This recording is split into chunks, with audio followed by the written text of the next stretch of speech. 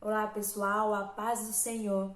Hoje eu tô aqui para continuar um pouquinho do assunto da semana passada. Essa é a nossa terceira aula da série Discipulado e eu quero continuar trazendo alguns atributos de Deus. Antes de iniciarmos esse estudo, eu preciso dizer para vocês que esses atributos de Deus, eles coexistem em perfeita harmonia. Deus não é mais onipotente do que onisciente. Deus não se manifesta mais presente num período da história do que em outro período.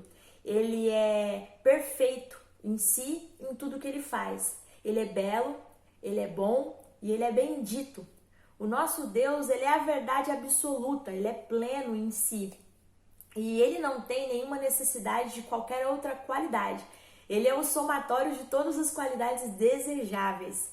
Nosso Deus, ele é livre para fazer o que ele quiser, quando ele quiser, do jeito que ele quiser, com quem ele quiser.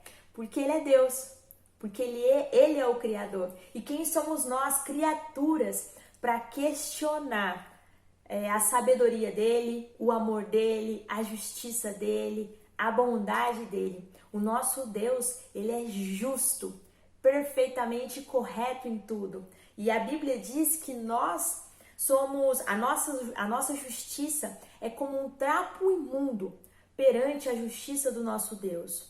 Quem somos nós, criaturas, para dizer alguma coisa a respeito da justiça daquele que nos criou, que é perfeito, que é belo, que é reto, que é correto em tudo que faz e em si mesmo. E quando nós falamos sobre a santidade de Deus, é muito importante a gente ir para alguns episódios da Bíblia e ver como alguns personagens bíblicos se comportaram diante da visão do Senhor ou da sua glória. A gente tem a história de Jacó no episódio da escada de anjos que subiam e desciam, e quando ele vê o Senhor ao lado da escada, a Bíblia diz que ele fala, quando ele acorda do sonho, ele fala, essa é a casa de Deus, e ele tem medo. Moisés, no episódio da sarça ardente, ele cobre o rosto de medo. Isaías, quando vê o Senhor sentado no alto e sublime trono, quando ele tem a visão dos serafins cantando Santo, Santo, Santo é o Senhor, a Bíblia diz que ele fala, ai de mim, que tenho lábios impuros, que sou um homem de lábios impuros.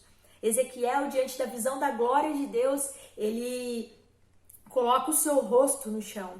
João, na revelação do Apocalipse, no episódio em que ele vê o Senhor, ele cai como morto no chão. E aí o Senhor diz, não tenha medo. Todos esses personagens sentiram medo diante da santidade de Deus. E sentiram medo com razão. Porque Deus é justo, Deus é santo. E Deus é um Deus que se ira. Ele se ira contra o pecado. E recentemente eu li um livro do Paul Washer chamado O Verdadeiro Evangelho. E ele diz, tem um capítulo que me impactou bastante, que ele questiona a frase, Deus ama o pecador, mas odeia o pecado. Ele fala, Deus odeia o pecado e também o pecador. E aí ele faz essa comparação. Ele diz, se nós que temos a nossa justiça, que é um trapo imundo perante a justiça de Deus, se nós estamos diante de um crime bárbaro, nós sentimos raiva, nós sentimos ódio, nós queremos que a justiça seja feita com aquele criminoso.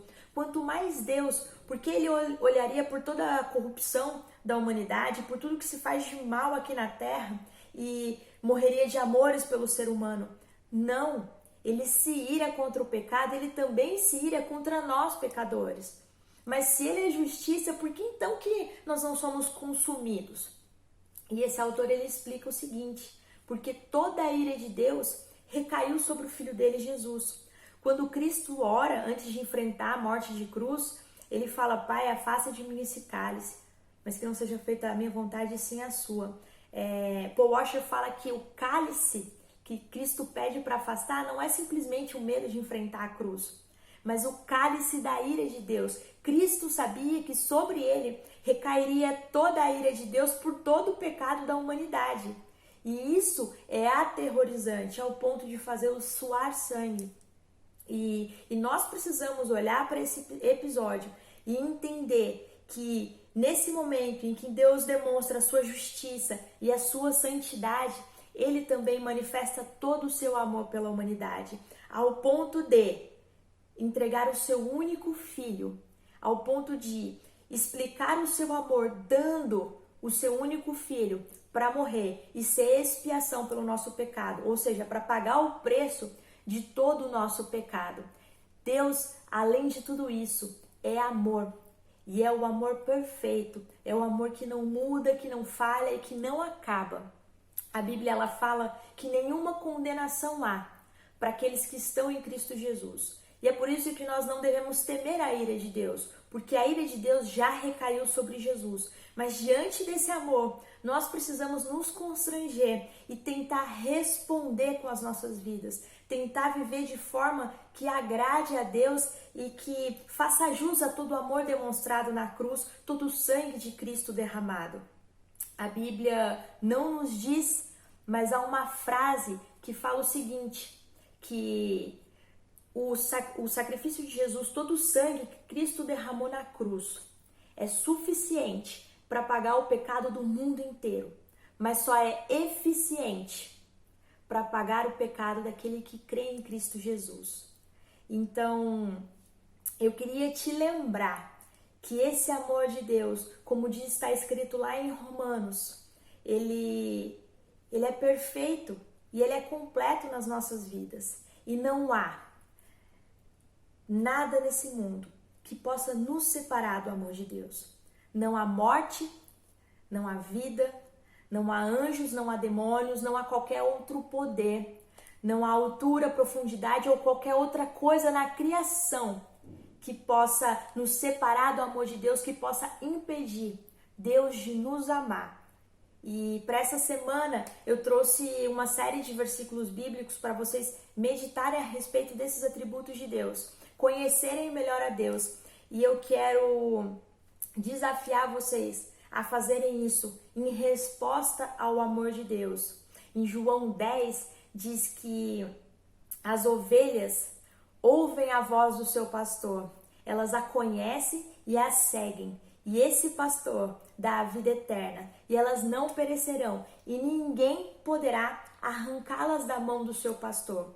Então, esse é o meu desafio, que você se comporte como uma verdadeira ovelha, que quer ouvir a voz do seu pastor através da Bíblia, que a ouve, a reconhece e a segue, e que você possa descansar nas mãos do seu pastor, na certeza de que ele está cuidando de você, que o amor dele não vai falhar, sem esquecer que ele é santo, ele odeia o pecado e nós precisamos também odiar o pecado e buscar uma vida que seja agradável a Deus. É isso, boa semana, a gente se vê na próxima segunda. Até mais, tchau, tchau.